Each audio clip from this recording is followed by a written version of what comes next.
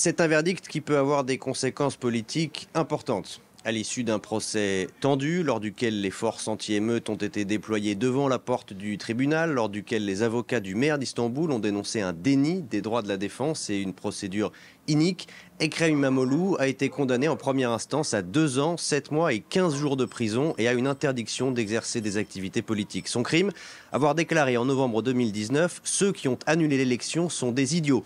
Il répondait au ministre de l'Intérieur, Süleyman Soylu, qui avait d'abord traité Ekrem İmamoğlu d'idiot et il faisait référence à l'élection municipale qu'il avait remportée une première fois, qui avait été annulée et qu'il avait remportée une seconde fois, beaucoup plus largement.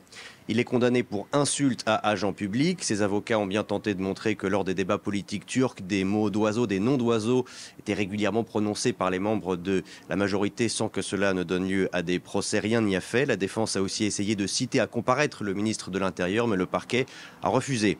Dans son bureau de maire à Istanbul, alors qu'une foule importante de partisans s'était réunie dehors, Ekrem İmamoğlu, qui fera appel, a déclaré que le combat ne faisait que commencer, qu'une poignée de personnes ne pouvait pas usurper l'autorité confiée par le peuple.